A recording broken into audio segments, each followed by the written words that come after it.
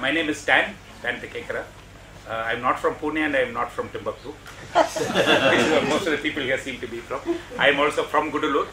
I wear a number of hats and work with different things, but the core work has always been with Adivasis. I started in 74 in Jharkhand and worked my way down to the south, and I've been in the Nilgiris since 84, and my wife and I set up Accord in 86, and that through Accord we set up the Adivasi Munithra Sangam and a number of other organizations, Ashwini, which runs a 40-bed hospital.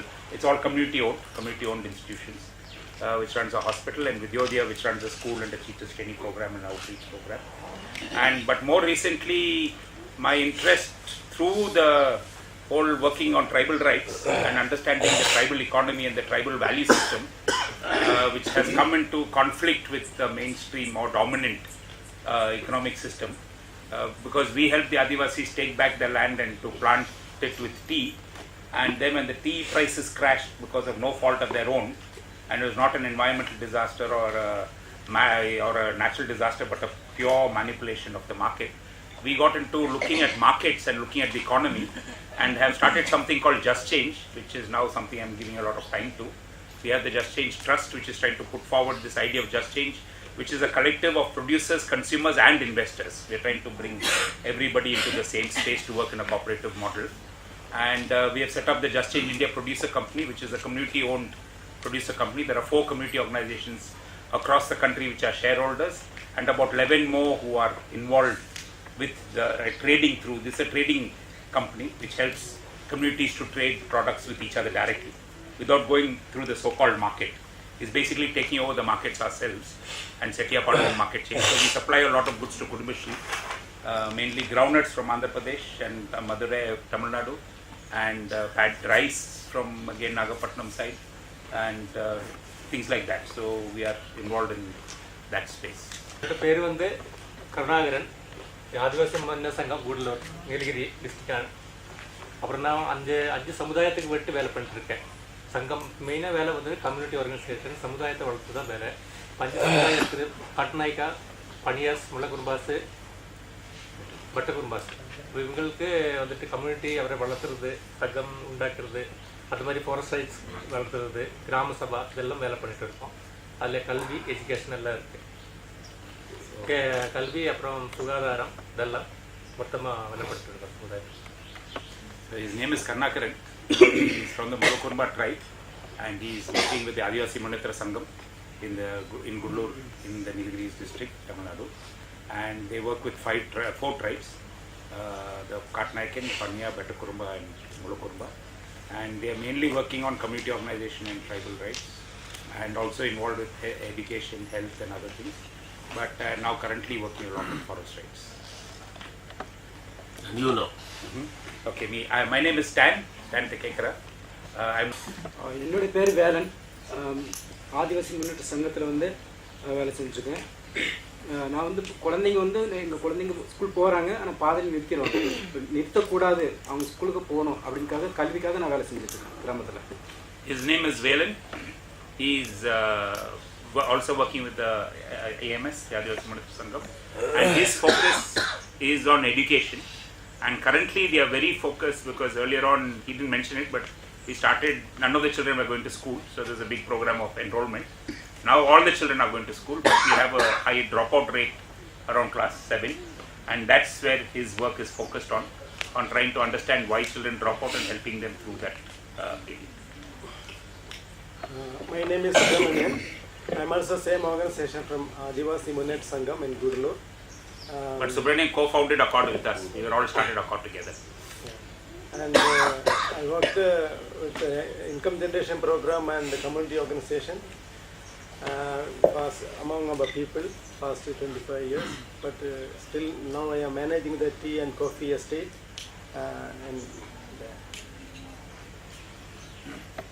To explain that, this is a community-owned 176-acre tea and coffee plantation, which is owned by the community, and which was bought over as a source of collective wealth, and Subramanian has been managing that for the last 10 years. But I want to start off with, before we go to capital, a little bit of introduction to the Just Change concept, otherwise it's difficult to understand it. But I like to start off by asking all of you, what is the first thing you'll do when you all wake up? Have a coffee. In India, I think people would do something before. They brush their teeth. It's one of the first things we tend to do is to brush our teeth. No? So what do you all use? Colgate. Colgate, toothpaste, Colgate. I can tell you what Dinesh uses. I can tell you what Dinesh uses for the last 20 years. Yeah, but by and large, people use toothpaste. Will be Colgate, Pepsodent, one of these toothpastes. And they all don't. If Sunday also, no, Sunday is not a holiday, and if you're sick also, you tend to do it, it's even if you're sick, what's one thing we don't miss, and what do we do with all the foam in our mouth? We spit it out. Now just imagine, every single day of your life, one of your first actions, when you spit like that, in America, somebody is making money. So if we examine our actions, we will find that we live now in an economic system where nearly every one of our actions result in a flow of wealth to a very, very concentrated group of people. They hide behind companies, hide behind things, but finally you'll find it's the same set of people, a handful of them. And we unwittingly, sometimes wittingly, but by and large unwittingly, are a party to this. And we don't realize it.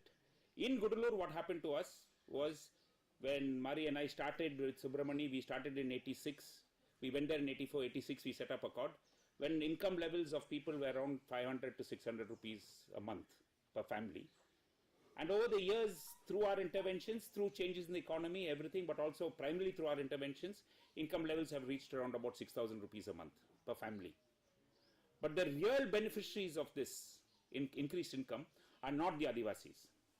It's the class immediately above them. Because whatever income has come has flown right out of their economy. So, and it's the local tea shop owners, the cinema theatres, the auto rickshaw drivers, the cloth merchants, the liquor shops, all of them who are the beneficiaries of this. So, in other words, these are people who never use money as capital.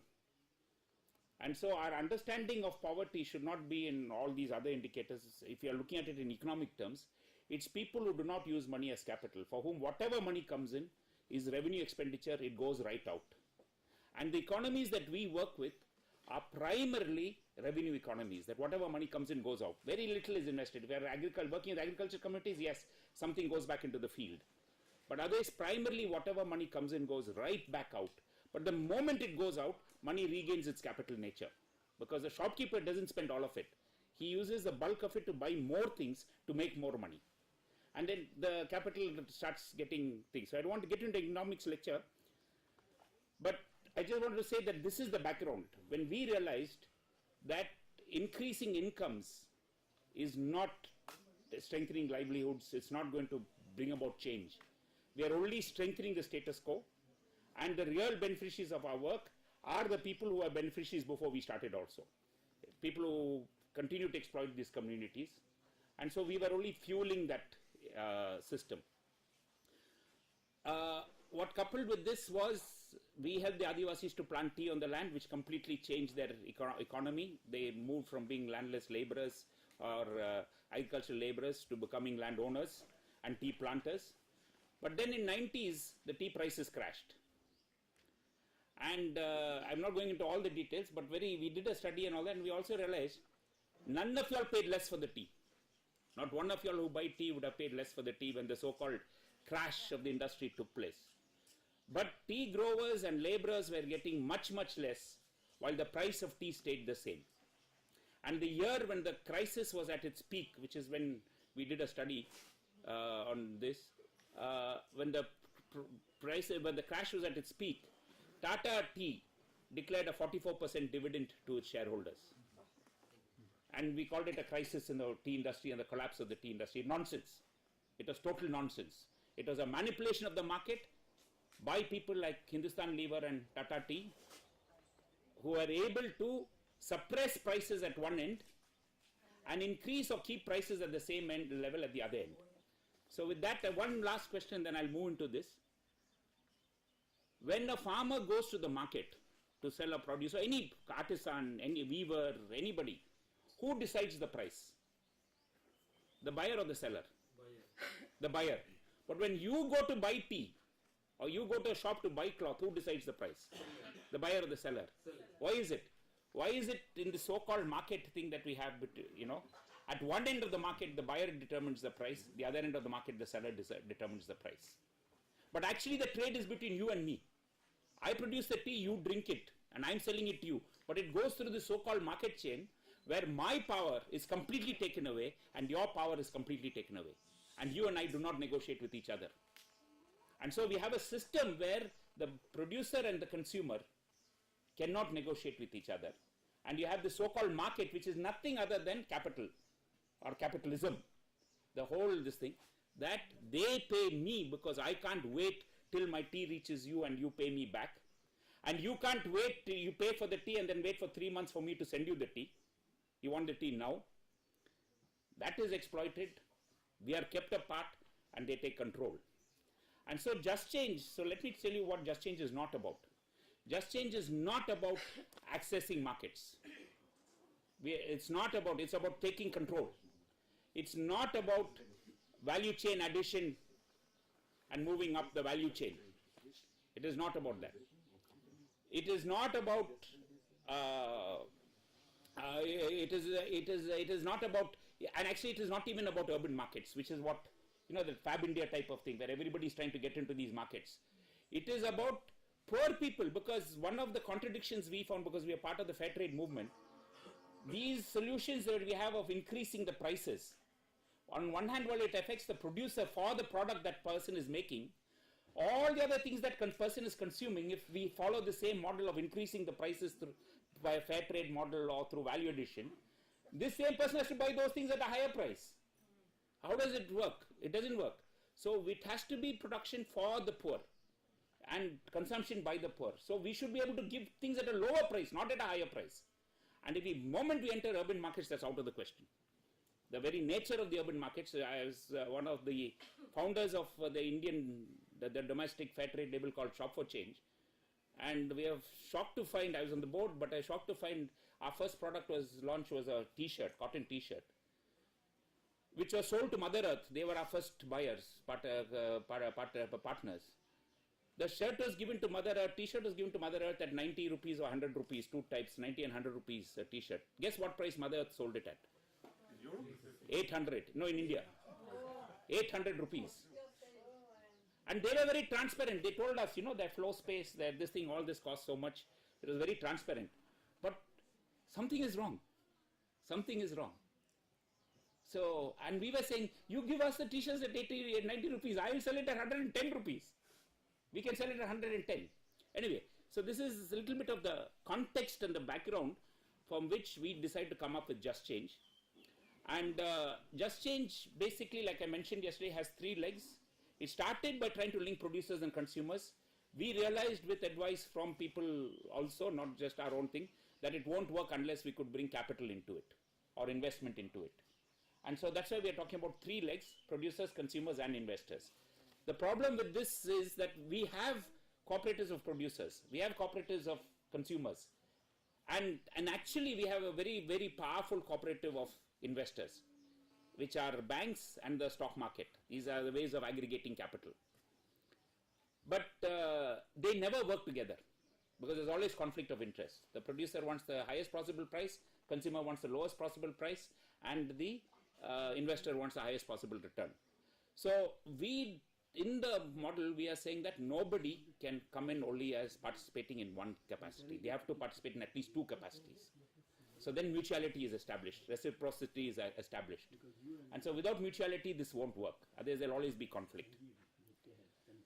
So with this, we set up the Just Change Trust, and we have the Just Change Producer Company, the Just Change India Producer Company, JCIPC. These are 2 arms.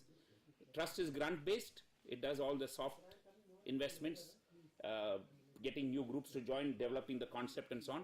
And the company does the actual hardcore trading, and it's an investment-based entity. There are 4 stakeholders in the company, But I won't go to the details of the company. If people want more detail things about the company, we have 4 shareholders, but there are a number of other partner groups. I'll go into that at a later stage because we already going. I'll get into participative capital. Now, aggregating consumers and aggregating producers was not an issue because the NGOs have done this, especially producer side. Any number of producer groups are there. Aggregating consumers was very difficult, not just aggregating them, but finding a retail system to do the last mile marketing, to reach the product to the end user. That was our big challenge. We have not yet sorted it out. We have many models. We are still going on. We are still working on it. But it's happening. Trade is happening.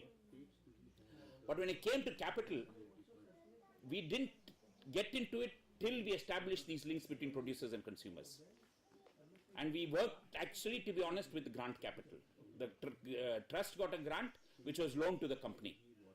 But when we established some trading and we became a little confident, we launched the concept of participative capital a few years ago, and we did the first pilot.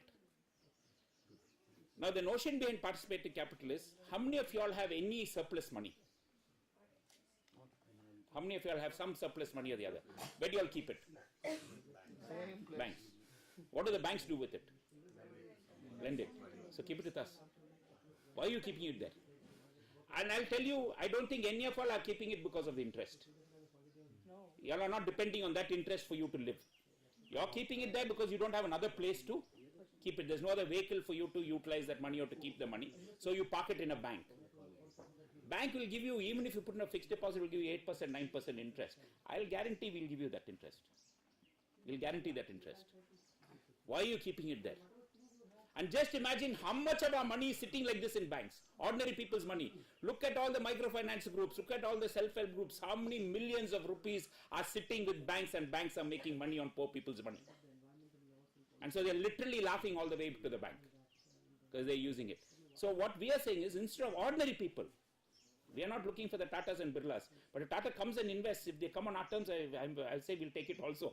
But we are looking for ordinary people who park their surplus in various places, park it here, park it in a system like this, and then this money can be used to help people to produce, help take over the market chain and move along the market chain, to move the product, help consumers to set up their own retail systems and marketing systems. So the difference between ownership capital, as what we call ownership market capital, and what we call participating capital is very simple. It's this.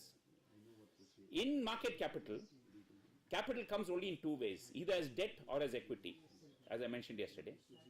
But in both these cases, power is completely with capital.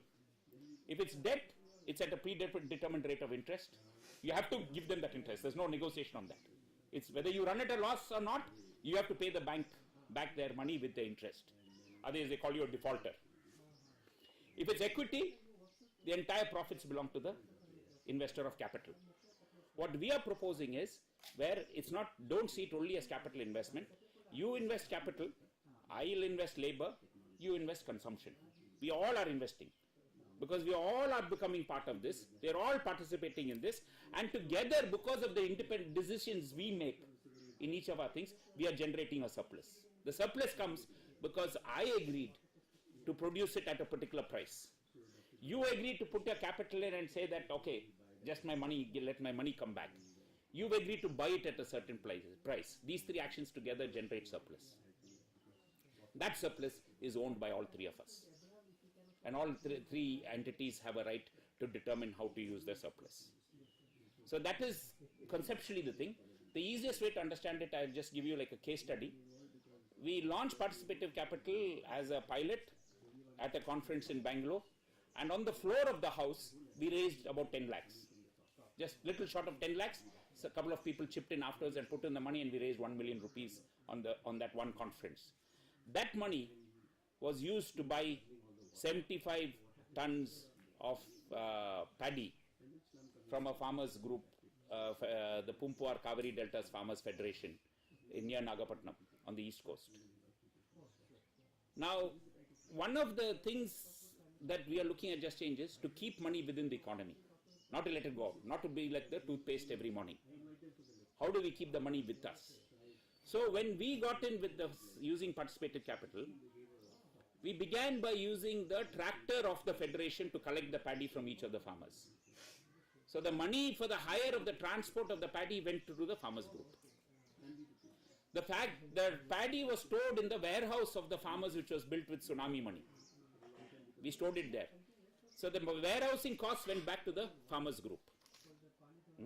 The only money up to that stage which went out was we had to buy sacks from our. We looked very hard to find some community group who's producing sacks. We could buy the sacks from them. We couldn't, and so that money went out. Then when we transported the paddy to the mill in Pudukkottai, we had to hire trucks, which the farmers group didn't have. That was again money that went out of the system. The mill, we paid him a fee to convert into rice. That money also went out of the system. And then from the mill, it went to Kerala. Again, the truck money went out of the system. So the sack, the truck, and the mill were the only things where the money went out of the system. When it went to Kerala, it was given to the federation. And when we started, we took it at 10% more than the market price. That was one of the commitments we make. We said if we can't give at least 10% more, there's really not much point in doing it. But we said that will be our starting point. We start with 10% more. There can be more at the end, as there was in this case. But we start with 10% more. And when it reached Kerala, it was given to the federation of the SHG federations, 3 of them. They took it at 27 rupees a kilogram, 26 rupees a kilogram of rice. No, we bought it as paddy. By the time we reached it to I'll tell you, you'll get that figure at the end. We gave it at 26 rupees. They gave it to the self-help group at 27 rupees. So the federation retained 1 rupee. The self-help group sold it to the women at 29 rupees. So they retained 2 rupees. And the women got paddy, rice, which was being sold at 33 rupees. They got it at 29 rupees. So they got 4 rupees. So if we take end to end, the 10% more that the farmer got, the amount of money that stayed within the system, what the federation got, what the SHG got, and what the women got, this is what we call benefit. If we take the entire benefit of the chain, we found, to use market terms, we had a 49% return on our investment. In other words, we got 14 lakhs, 90,000, my maths is right. Anyway, we got 49, half the amount more, almost 50% more. What did the investor get? No, so if this included, so if we take away this benefit and we go in market terms and we take this 10% as part of our cost, and our actual price only the 26 which we got from the federation, we still made a return of 26%. And that included 6% for the investors. We parked 6% for the investors. But we're telling the investors, and this is the other thing we're coming into it, one of the things of where we are hoping this will go is a point you raised, Kavita, yesterday in our group discussion of demonetizing the economy. So one of the things we are saying is instead of giving you 6% as cash, we'll give it to you as rice, or as tea, or as soaps, or as coconut oil, or as any one of the products. Take it back as a product. Because by keeping whatever cash we are able to get within the economy, our need for cash and working capital can keep on reducing. And at another level, we can demonetize at an even bigger level, which we are doing also. The farmers group gave us, say, to use smaller numbers, I'm very bad at maths and numbers, so to use smaller numbers which I can manage, suppose a group gives products worth 10,000 rupees. Suppose you gave us cloth worth 10,000 rupees. And we gave you tea and other products worth 5,000 rupees. The actual cash we owe you is only 5,000. So instead of having 10,000 rupees cash for you, 5,000 rupees cash for me because I have to grow tea, so we need 15,000 rupees. We actually can manage this exchange with 5,000 rupees. We can demonetize our economies. And today we have the technology to do it. So everybody says, is this a barter system? I say yes and no. It is a barter system in the sense that we can keep accounts through barter, but by putting a monetary value to barter. Now if this grows, and this is the most exciting thing, and with this I'll think I'll sort of end off and then leave it for some questions. If this grows, we can then get into alternative currencies. We can have our own currency. Because why should we use the national rupee? We can trade among things. Now if you are wondering about it, there are a lot of people who trade in their own currencies. air miles, all your loyalty points at west side. These are alternative currencies. People are trading in something because you trust it. You trust that this will be encashed in a product, not in cash. Or none of these currencies will give you back money. They'll give you products. So this is there. We are not talking about rocket science. So we are not talking about something. It is there. So we can start our own currency. My most favorite thing is one of the early alternative currencies that started was from Holland, very early, and they called it Nofus, which means nothing. And I think that's a lovely name for a currency. That is nothing. It's a counting mechanism.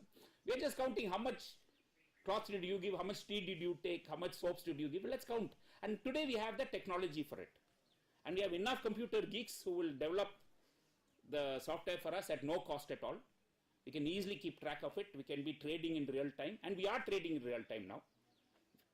Online trading can happen. Anything can happen. And so this is the kind of setup. And what we are focused on is, I'll just say that for practical reasons, we are looking at how do we measure whether we are making a difference or not. When I tell the story of this rice, let me also confess, this was our best case scenario. I'm telling you, and I'm a politician, I'm an advertiser, I'm a marketeer. I will tell you best case scenarios. But the challenge for us is to be, how do we actually get this to work? Not all of it is best case scenarios. We have a lot of challenges ahead of us. And but it's an idea in all ups and downs. We are still in business. We are growing very slowly, very steadily. Groups are increasing, products are increasing. We now have a range of products. And we are also refining our strategies and the ways of working. And we are actually building on the work that has happened over the last 30-40 years in India and also in the UK. By the way, we also have an arm in the UK and in Germany, but Germany is not very active. UK have started, they run into problems, but we are still hanging in there. We have registered Just Change as a company there as well. And it was very interesting that the Adivasis gave the first working capital for the people in UK to start a business. We funded the business because they gave 1 ton of tea on credit. And we sold that 1 ton of tea and they've been generating surplus there. So the idea is that all of us yesterday, when I was listening and day before listening to all the groups, 30,000 people, 20,000 people, nearly all of them drink tea, all of them use soap, all of them wear clothes, all of them eat one form of millet or cereal or whatever, all of them use spices. And who produces all this? It's not the Hindustan Levers and the Tatas who produce this. It's our own people who are producing this. We are producers of one thing and a consumer of 10 other things. So if we can network, and today there is the technology to do it, if we can network and we start moving our products laterally instead of vertically into the market, and if we take control over this market chain, I think we can turn this whole thing on its head. As Chandrama said yesterday, Ulta, we'll turn it upside down. We'll make the whole thing very, very different. And this is what it's all about. Right now, we are at the process of creating legal mechanisms to accept participative capital, accounting mechanisms to say, and manage and deployment mechanisms. How do we decide where the capital should go and all that? These mechanisms are being developed, because without these mechanisms, we become very vulnerable. Other things, political work and all that, you screw up a little bit, nobody holds you. But the moment money comes into it, everybody gets very, even we, money comes into the picture, our whole thinking is very different. So we want to set up, we are in the process now of setting up the systems, robust systems. We hope during the coming year, the systems will be in place and anyone can invest. But one thing is, we are also working on collectives. So no individual can become a shareholder of Just Change. You can only participate as a group. And we have defined our group as a minimum of 500 households. There has to be 500 households. There is a reason for this. We've done some calculations and we said that's at scale. If you want to either sell something or buy something, that's a minimum kind of scale that's required to make it viable. So 500 households is what a group should. we are still breaking our heads over how to create a collective of people who are in capital. So one thing is we might set up a company where you become a member of a company and the company then takes shareholding with Just Change, with capital. We are still working out those logistics to bring capital into it. And so this is actually proposing a strategic, pragmatic step towards taking on capitalism. So that's why the question yesterday was, is capitalism capital? Very strongly it is not capitalism. It is trying to put forward an alternative economic model which is not based on capitalism, and trying to come up, but recognizing that money has a role to play, at least immediately in the short term, and whether in the long term we can get rid of that also by demonetizing and having other virtual currencies or other counting mechanisms with the thing. So this is the kind of background.